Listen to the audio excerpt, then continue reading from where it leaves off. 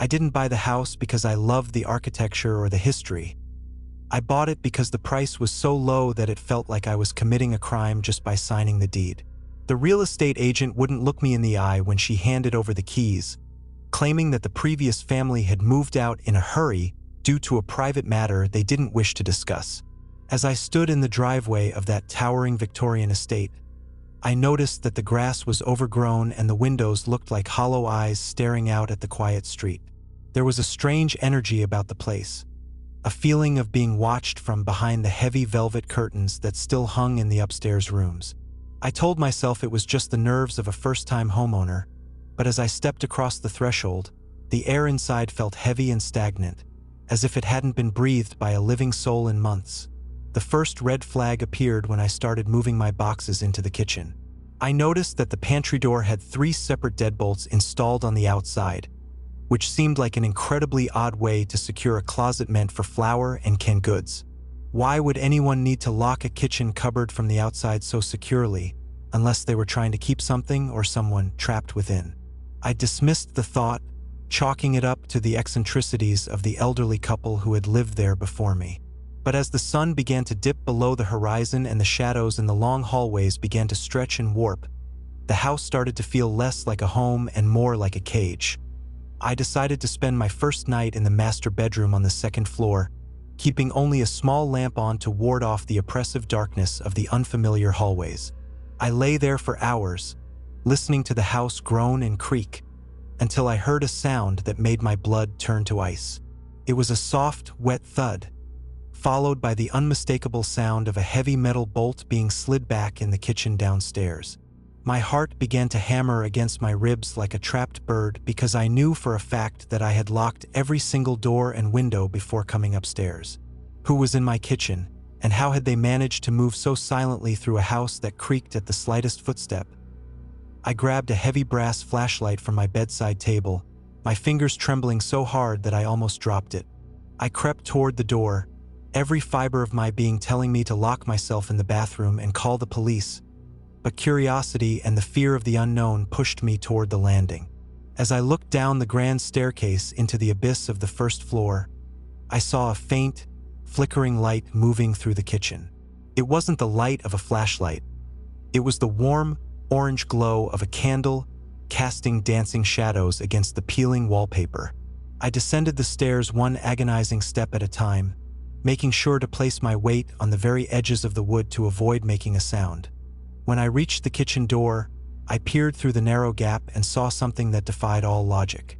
The pantry door, the one with the 3 deadbolts, was wide open, revealing a narrow set of stairs leading down into a sub-basement that wasn't on any of the blueprints.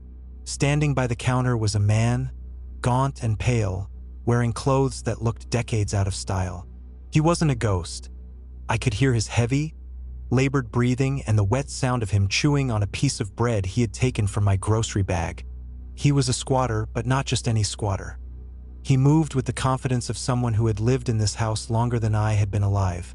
I realized then that the private matter the realtor mentioned wasn't a family dispute, but a hidden resident that the previous owners couldn't get rid of. How long had he been watching me from the shadows of that hidden staircase? Had he watched me sleep? The man suddenly stopped chewing and tilted his head to the side, his nostrils flaring as if he could smell my fear in the air. He slowly turned his head toward the door, and I saw that his eyes were milky and clouded, yet he seemed to look right through the wood and into my soul. I ducked back into the shadows of the hallway, my lungs burning as I tried to hold my breath. The sound of his footsteps began, a slow, dragging shuffle that headed straight for the hallway where I was hiding. I knew I couldn't outrun him if I headed back upstairs, as I would be trapped in a room with no escape.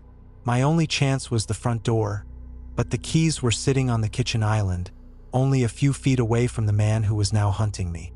I felt a cold sweat break out across my forehead as the shuffling sound grew louder and louder. Why was he so slow? Was he playing with me? Or was he waiting for me to make a move so he could intercept me? I decided to create a distraction. I rolled my heavy flashlight across the hardwood floor toward the back of the house, and as it clattered against the baseboard, the man let out a low, guttural growl and lunged toward the sound. This was my moment. I sprinted into the kitchen, my socks sliding on the linoleum as I lunged for my keys. My fingers brushed the cold metal, and I snatched them up just as I heard the man realize he had been tricked. He turned around with surprising speed, his face contorted in a mask of animalistic rage. He wasn't just a squatter. He was a man who had lost his mind in the darkness of that sub-basement, and he clearly viewed me as an intruder in his kingdom. He lunged for my throat with fingers that looked like claws, his yellowed fingernails grazing the skin of my neck. I threw a heavy chair in his path, giving myself just enough time to scramble toward the front door. I fumbled with the locks, my mind screaming at me to move faster as I heard him crashing through the furniture behind me. Just as his hand slammed against the wood of the door next to my head, I felt the deadbolt give way. I threw myself out into the cool night air, tumbling down the porch steps and onto the overgrown lawn. I didn't stop running until I reached my car, locking the doors and fumbling for my phone to call the emergency services. As I sat there, gasping for air, I looked back at the house and saw him standing in the front window. He wasn't trying to hide anymore. He simply stood there, staring at me with those vacant, milky eyes, holding the piece of bread he had stolen. The police arrived 10 minutes later, but by the time they breached the house and found the hidden door in the pantry, the man was gone. They found a living space in the sub-basement that was filled with journals dating back 30 years, detailing the lives of every family that had tried to live in that house. He had been living in the walls, watching them through the vents, and waiting for the moments when they were most vulnerable to steal what he needed. The most chilling part wasn't the filth or the hidden tunnels, but the final entry in his latest journal, written in shaky handwriting just hours before I arrived. It read, "The new one looks like he will be easier to break than the last. I never spent another night in that house, and I sold it to a developer who planned to tear it down and turn the lot into a park. Even now, when I'm in a quiet room, I sometimes find myself looking at the vents or the floorboards, listening for the sound of a heavy metal bolt sliding back. I survived, but the feeling of being a shareholder in a house with a silent, violent partner is something that never truly leaves your bones. I learned the hard way that sometimes the lowest price comes with the highest cost, and some secrets are buried so deep that they can never truly be unearthed without destroying you in the process." The developer's crew found something else when they finally knocked down the walls of the Victorian estate. They found a second hidden room behind the master bedroom's closet, one that the police had missed. Inside was a collection of shoes, hundreds of pairs of shoes ranging from children's sneakers to high heels, all neatly organized by size. None of them belonged to the man they had been looking for. To this day, the man from the pantry has never been found, and I can't help but wonder if he's currently standing in a kitchen somewhere else, listening to the sound of a new owner moving their boxes into a house that already belongs to him. I had only been in the house for 6 hours when the first knock came at the door, a heavy and impatient sound that seemed to vibrate through the very floorboards of the empty living room. It was nearly midnight, and the streetlights outside were flickering, casting long, skeletal shadows across the hardwood floors that I had spent all afternoon polishing.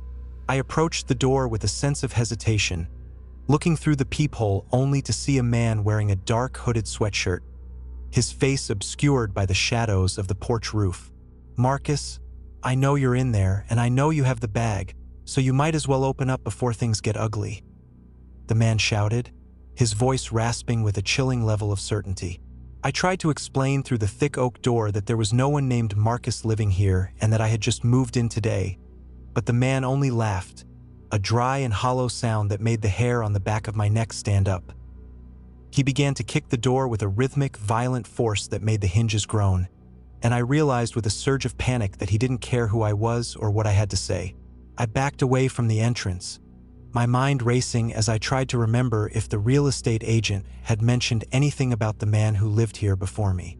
She had been vague, mentioning only that the previous tenant had left the country suddenly and that the property had been repossessed by the bank in a matter of weeks. Now, standing in the dark, I understood that Marcus hadn't left because of a job or a family emergency. He had fled because he was being hunted by people who didn't take no for an answer. I ran to the kitchen to find my phone, but as I reached for it on the counter, I saw a pair of eyes staring at me through the window above the sink. It wasn't the man from the front door. It was someone else, a thinner man with a jagged scar across his cheek, holding a crowbar and looking at me as if I were nothing more than an obstacle in his way. The realization hit me like a physical blow that I was being surrounded, trapped inside a house I didn't yet know by men who believed I was hiding something worth killing for. I ducked below the counter just as the sound of shattering glass filled the kitchen, the shards spraying across the tile like diamonds in the moonlight. I scrambled on my hands and knees toward the basement door, the only part of the house that felt like it might offer a temporary sanctuary. As I tumbled down the wooden stairs and pulled the door shut, I heard the heavy boots of the men hit the kitchen floor, their voices low and urgent as they began to tear the house apart. "He's hiding somewhere. Check the closets and the crawl space," one of them commanded, and I could hear the sound of my furniture being overturned and my boxes being ripped open. I sat in the darkness of the basement, my breath coming in ragged gasps, wondering what could possibly be in this house that would justify this level of violence. My hand brushed against a loose brick in the foundation near the water heater, and as I pulled at it, a small, heavy duffel bag tumbled out into my lap. My heart stopped as I realized that Marcus had actually left the bag behind, hidden in the one place he thought no one would ever look. I didn't want to open it, but the weight of it told me everything I needed to know. It was filled with stacks of cash and several high-end watches that glittered even in the dim light. This was my death warrant, a treasure chest that belonged to the monsters currently walking directly above my head. I heard the basement door handle turn, a slow and deliberate click that signaled the end of my hiding spot. I knew that if they found me with the bag, they wouldn't just take it and leave. They would eliminate the only witness who could identify them to the police. I looked around the basement for any exit and spotted a small, rectangular coal chute window near the ceiling, barely wide enough for a person to squeeze through. I piled 2 old crates on top of each other, my muscles screaming with the effort of being silent while the footsteps began to descend the stairs. The man with the crowbar reached the bottom of the steps just as I grabbed the ledge of the coal chute, pulling myself upward with every ounce of strength I possessed. I felt a hand grab my ankle, a cold and powerful grip that nearly pulled me back down into the darkness. I kicked out blindly with my free leg, feeling my heel connect with something soft, followed by a grunt of pain as the grip loosened for just a split second. I surged forward, scraping my chest and shoulders against the rough concrete of the chute until I tumbled out onto the wet grass of the side yard. I didn't look back to see if they were following me. I simply ran toward the neighbor's house, screaming for help at the top of my lungs until a porch light flickered on. The men fled the scene before the police arrived, vanishing into the night like shadows returning to the dark. They never found Marcus, and they never found the men who broke into my home, but the bag of money was taken into evidence, leaving me with a house that no longer felt like a sanctuary. I spent the next week installing security cameras and reinforced steel doors, but every time I hear a knock after the sun goes down, I find myself frozen in place. I often wonder where Marcus is now, and if he knows that his private matter almost cost me my life in the house that was supposed to be my fresh start. The man who sold me this house keeps showing up at midnight to check the pipes, but I just found out the real owner died 3 years ago, and the person standing on my porch is a complete stranger who has the keys to my front door. I remember sitting in that sterile lawyer's office just 3 weeks ago, signing the thick stack of yellowed parchment that I thought represented my future, feeling the cold weight of the brass keys in my palm as the man across from me smiled with too many teeth. He called himself Arthur, a soft-spoken man in a corduroy jacket who smelled faintly of mothballs and old copper coins, and he told me that this Victorian fixer-upper had been in his family for generations. The first time he returned was 48 hours after I moved in, a night so quiet that I could hear the house settling into the foundation with groans of wood and shifting stone.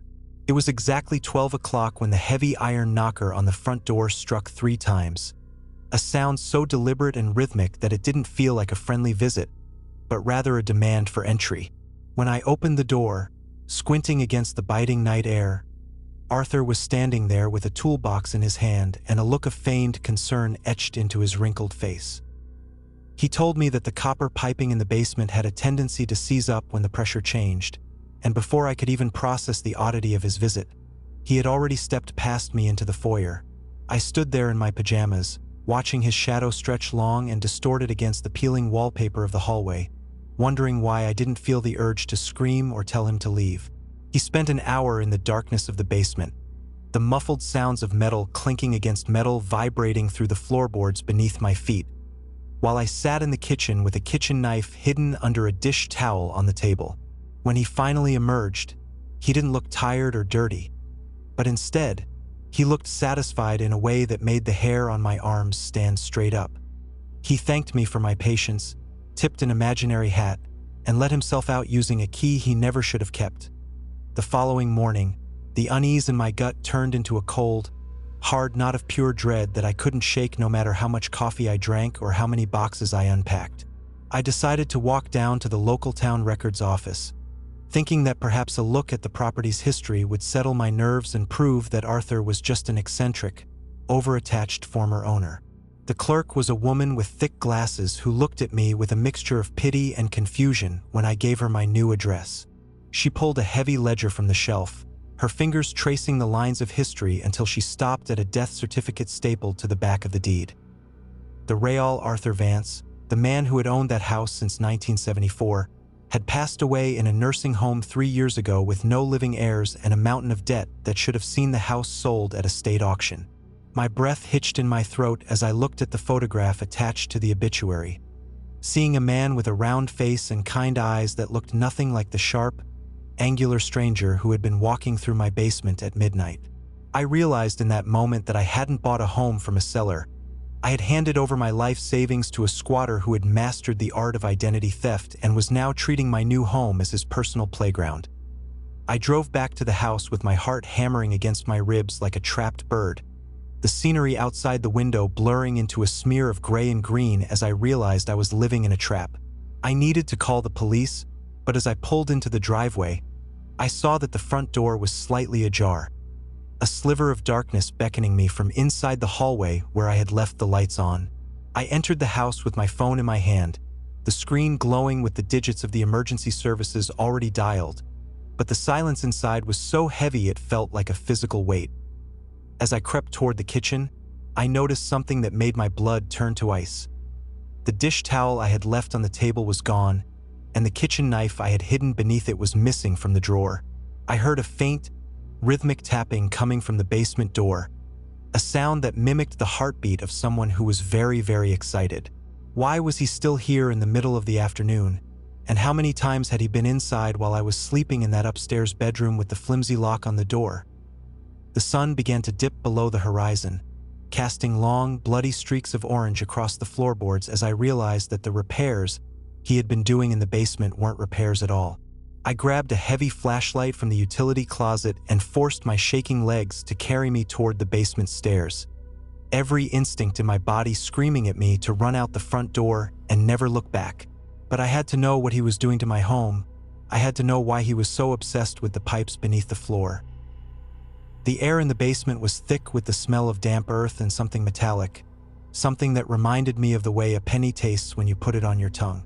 I clicked on the flashlight, the beam cutting through the darkness to reveal that the concrete floor in the corner had been meticulously chipped away, exposing a hollow space beneath the foundation. There, tucked into the crawl space, were dozens of wallets, sets of keys, and stacks of mail belonging to people I didn't recognize, all of them newcomers to this town over the last decade. I realized then that this wasn't just identity theft, this was a hunting ground, and I was simply the latest person to sign a contract for my own disappearance. A floorboard creaked directly above my head, the sound of heavy boots moving toward the basement door with a slow, deliberate pace that suggested he wasn't worried about me escaping. I looked around the dark room, my eyes landing on a small coal chute that led to the backyard, a narrow opening that was barely wide enough for a person to crawl through. The basement door at the top of the stairs groaned open, and the silhouette of the stranger appeared, silhouetted against the kitchen light with the missing knife glinting in his hand. He didn't say a word. He didn't scream or threaten.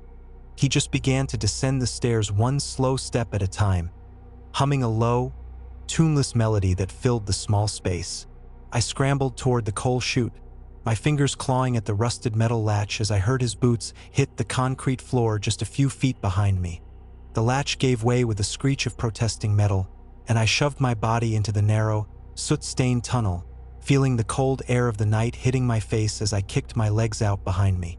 I felt a hand brush against the heel of my shoe, a grip that tightened for a split second before I lurched forward with a burst of adrenaline that I didn't know I possessed. I tumbled out onto the wet grass of the backyard, gasping for air and rolling onto my feet as I heard him pounding against the inside of the chute, his calm demeanor finally replaced by a guttural roar of frustration. I didn't stop running until I reached the main road, my lungs burning and my vision swimming as I flagged down a passing patrol car that happened to be patrolling the outskirts of the neighborhood. The officers returned to the house with their weapons drawn, but by the time they breached the basement, the stranger was gone, leaving behind nothing but the pile of stolen lives and the empty toolbox he had used to gain my trust. They found a secondary tunnel hidden behind the furnace that led out to the woods behind the property, a route he must have used 100 times to watch me from the shadows of the trees. I never spent another night in that house, and the legal battle to reclaim my stolen money lasted for years, but I still wake up at midnight sometimes, convinced I can hear the sound of someone checking the pipes in the walls. I learned that a deed is just a piece of paper, and a key is only a barrier if you know exactly who else has a copy of it in their pocket. I moved into a high-rise apartment with a 24-hour security guard and 3 deadbolts on the door, but every time I see a man in a corduroy jacket, my hand instinctively goes to my throat. The house sits empty now, a beautiful Victorian trap. The home inspector told me that this house was a solid find, with a clean bill of health and no structural surprises, but he completely failed to mention the narrow, carpeted crawlspace hidden behind the false back of my master bedroom closet, where a man has been living and watching me breathe every single night since I moved in.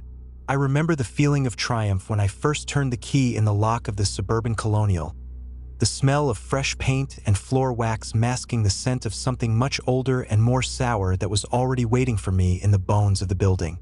I was so distracted by the gleaming granite countertops and the way the afternoon sun hit the hardwood floors that I didn't notice the tiny, circular scuff marks on the floor of my closet, marks that looked exactly like they had been made by a pair of heavy boots being dragged across the wood.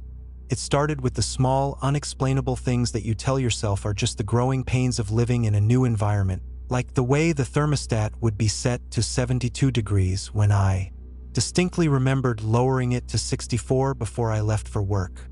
I would find my toothbrush slightly damp in the morning before I had even touched it, or I would notice that the chair in my home office was angled just a few inches differently than I had left it the night before, as if someone had been sitting there, staring at the door and waiting for me to return. I laughed at my own paranoia, blaming my overactive imagination on the stress of the move and the silence of the neighborhood.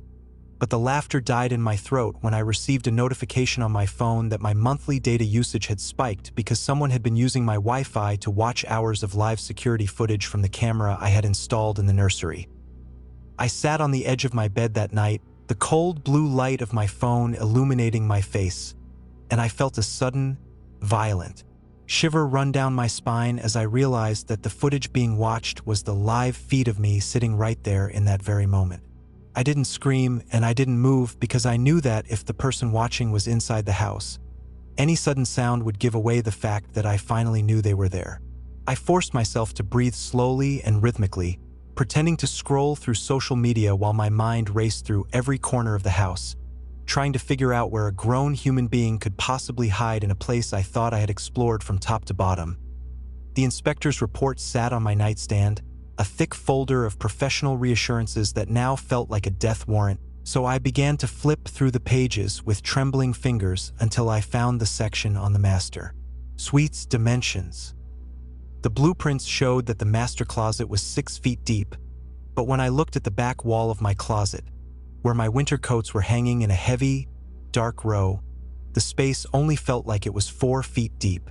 My heart began to pound with a slow, heavy thrumming that I could feel in my teeth as I realized there were 2 feet of unaccounted for space behind that wall, a dead zone that didn't appear on any of the exterior measurements of the house. I waited until the clock on the wall struck 2 in the morning, the hour when the world outside is at its most silent and the shadows in the room seem to stretch and yawn like living things. I crept toward the closet, my bare feet making no sound on the rug, and I reached through the layers of hanging clothes until my fingers brushed against the cold, hard surface of the back wall. I didn't find a door handle or a latch, but as I pressed my weight against the wood, I felt it give way just a fraction of an inch, revealing a seam that was so perfectly aligned with the trim that it was virtually invisible to the naked eye.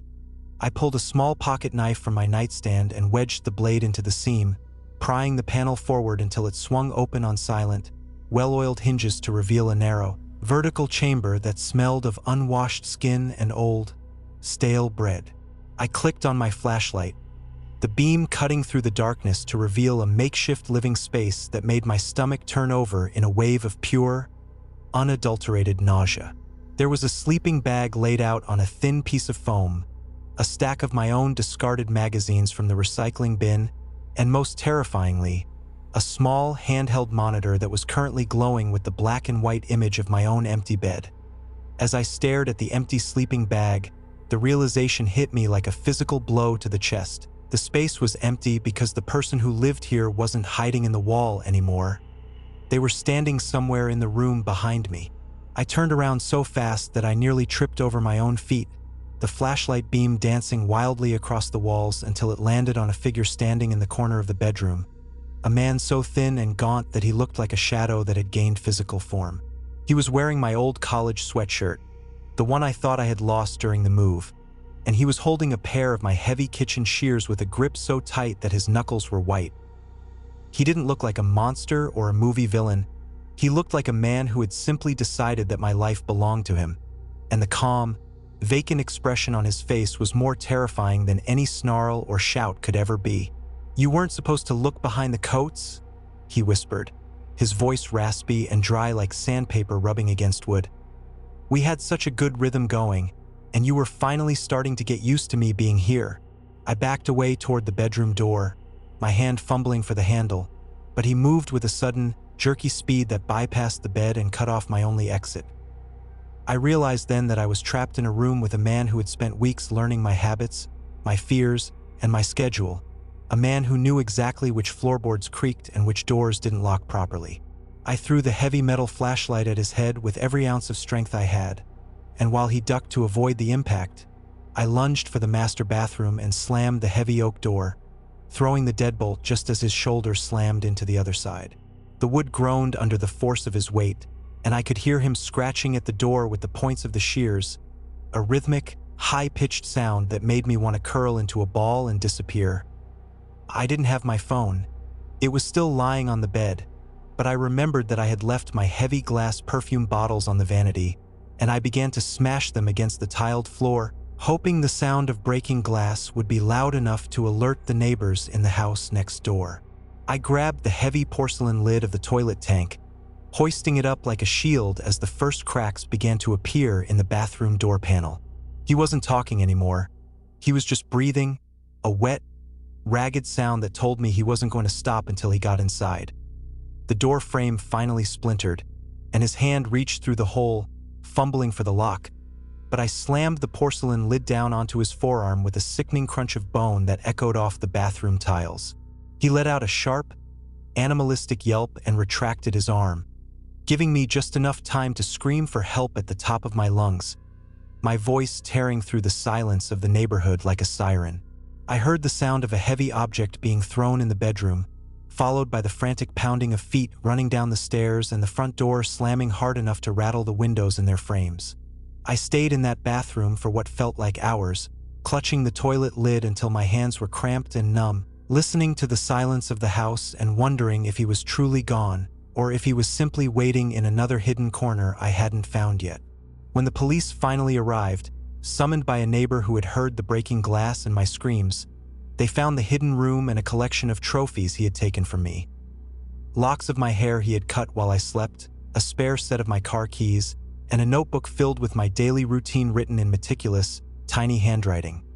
They caught him 3 days later hiding in the basement of another for-sale house 2 streets over, a man who had been a fugitive for 6 years and had survived by living in the walls of unsuspecting homeowners. I sold the house at a massive loss a month later, unable to walk into a closet or look at a dark corner without feeling that cold, crawling sensation on my skin.